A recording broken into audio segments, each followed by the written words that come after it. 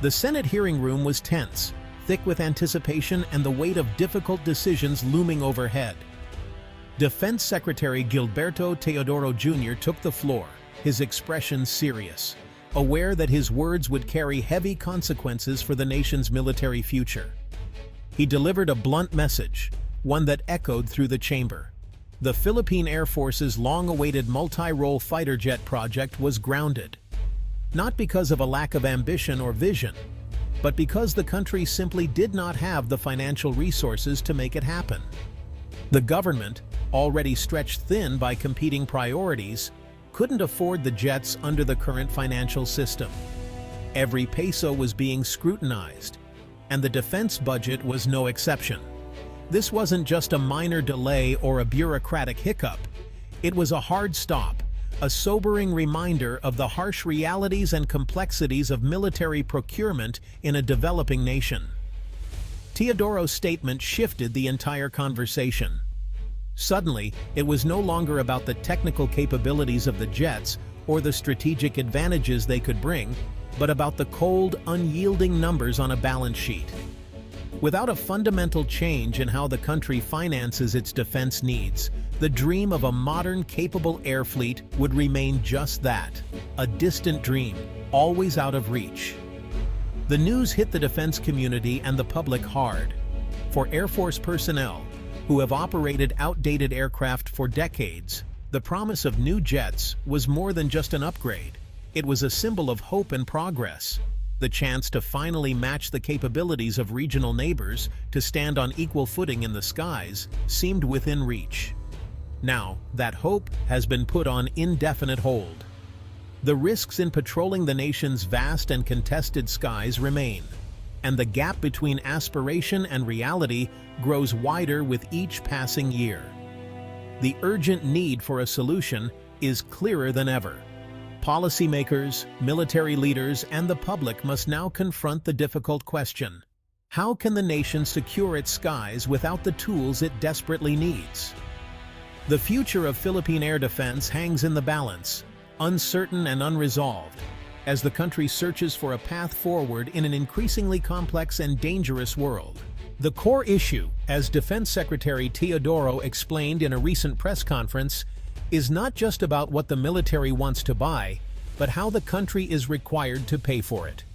The current system demands that major defense purchases, no matter how large, must be paid for entirely with cash up front, before any equipment is delivered. For small items like rifles, uniforms, or basic supplies, this upfront payment method is manageable and has worked for years. But when it comes to acquiring multi-billion-dollar fighter jets or advanced military systems, paying the full amount at once is nearly impossible for any country, let alone the Philippines.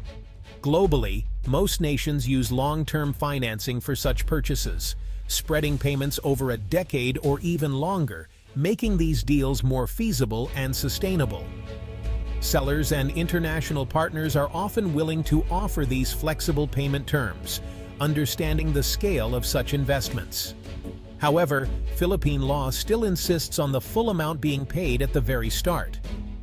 This paradoxical situation leaves the country unable to finalize deals, even though it is recognized as a serious and committed buyer in the global defense market.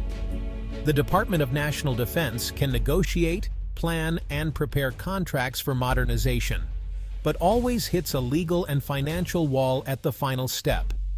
The Treasury simply cannot release funds in accordance with multi-year payment schedules, no matter how urgent the need or favorable the terms.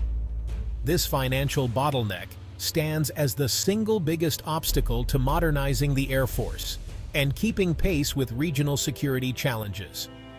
Until the system is reformed, the dream of new fighter jets and a stronger national defense remains out of reach for the Philippines.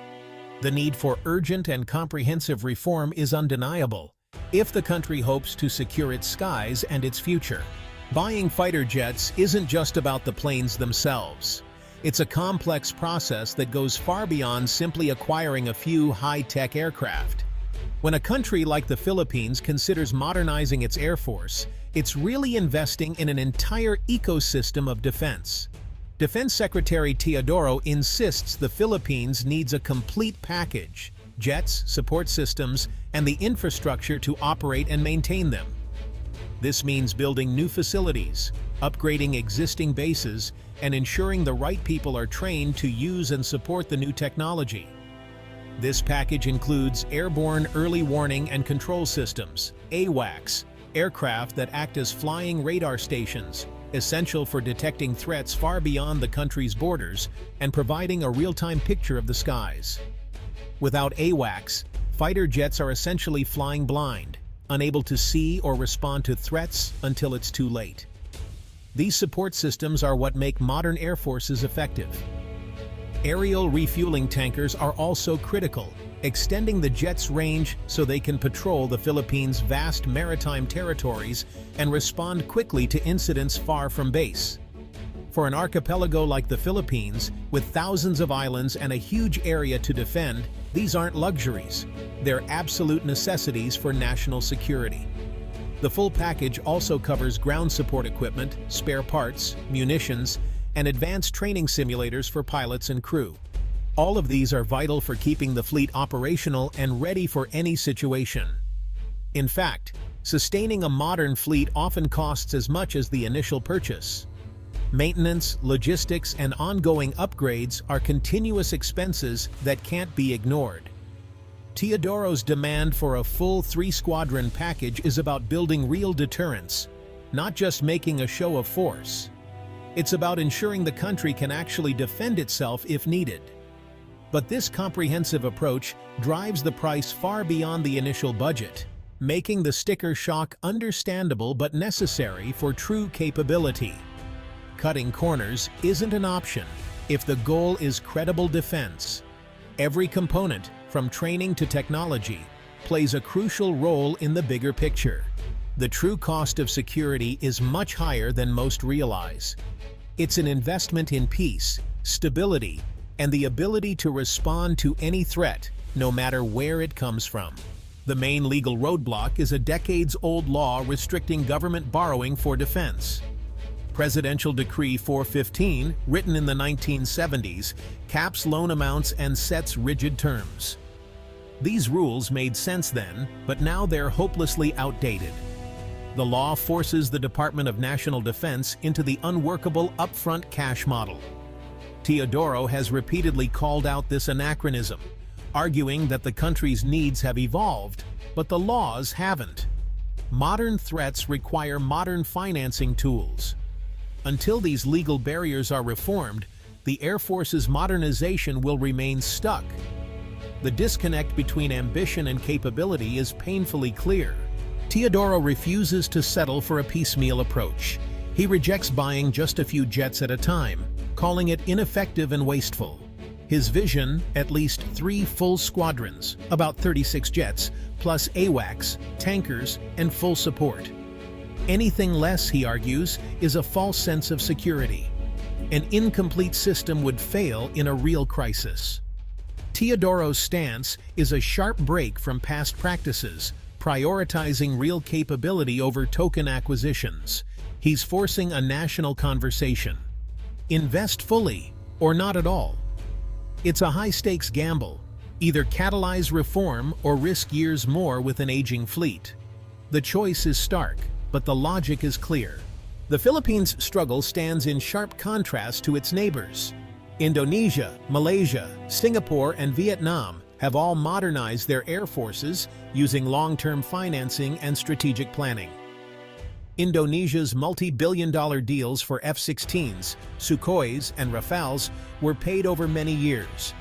Singapore's advanced fleet, including F-35s, is the result of continuous long-term investment. These countries treat air power as a cornerstone of sovereignty and deterrence.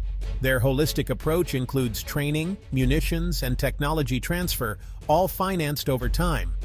Meanwhile, the Philippines is still trying to acquire its first true multi-role squadron. The capability gap is widening, and the urgency to catch up is growing.